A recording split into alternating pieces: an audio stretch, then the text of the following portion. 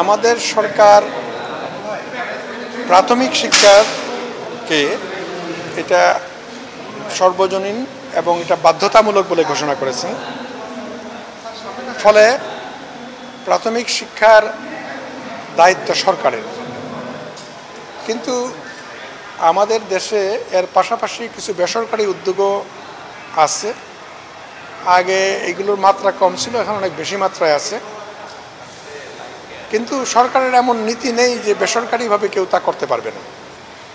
যদিও সরকারের নীতি হচ্ছে যে আমাদের প্রত্যেকটি বিদ্যালয় গমনোপযোগী শিশু প্রাথমিক বিদ্যালয়ে ভর্তি হবে, এটা বাধ্যতামূলক এবং সরকারের ব্যবস্থা রয়েছে সেই জন্য।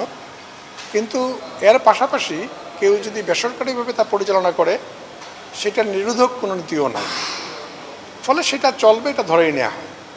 কিন্তু যেটা গুরুত্বপূর্ণ প্রশ্ন সেটা হচ্ছে এই বিষয়গুলো অবশ্যই সরকারের নিয়ন্ত্রণাধীন হতে হবে। নিয়ন্ত্রণাধীন এই অর্থে যে তারা কোন কারিকুলাম ফলো করবে, কি পড়াবে কি না পড়াবে, এই বিষয়গুলো একটা সরকারের নিয়মের ভিতরে থাকতে হবে।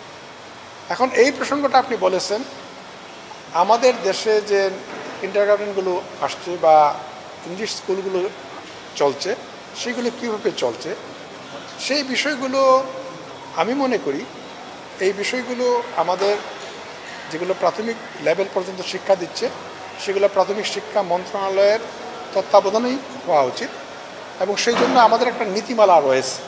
সেই নীতিমালাতে এগুলো রেজিস্ট্রেশন করার ব্যবস্থা রয়েছে এবং রেজিস্ট্রেশন করার পরে সেগুলো দেখভালের দায়িত্ব আমরা নেব। তো এই ক্ষেত্রটা যেহেতু আমরা এখন পর্যন্ত বেশি অগ্রসর হতে পারি নাই, এখনও অনেকগুলো প্রতিষ্ঠানে রেজিস্ট্রেড হয় নাই, ফলে আমরা ঠিক দেখভালও ঠিক করতে পারছি না। কিন্তু আমরা নিজেদের ক্রমেই প্রস্তুত করছি যে বিষয়গুলোকে সবগুলো প্রতিষ্ঠানকে রেজিস্ট্রেশনের আওতায় নিয়ে আসা এবং তাদের তত্ত্বাবধান করা যে তারা কি কারিকুলাম অনুযায়ী তাদের শিক্ষা দিচ্ছে কিনা, ঠিকমতো চলছে কিনা। আমাদের যেহেতু রাষ্ট্রীয় পলিসি হিসাবেই স্বাস্থ্য এবং শিক্ষাখাতে প্রাইভেটাইজেশনকে অনুমতি দেওয়া হয়েছে, সুতরাং সেইখানে প্রাইভেট প্রতিষ্ঠান তৈরি হবে, সেটা স্বাভাবিক। এখন কারা কোথায় যাবে, মানুষরা ফ্রি, কারণ আমি বলতে পারি না যে তুমি আমার এখানে আসতে বাধ্য বা তুমি ওখানে যেতেই বাধ্য।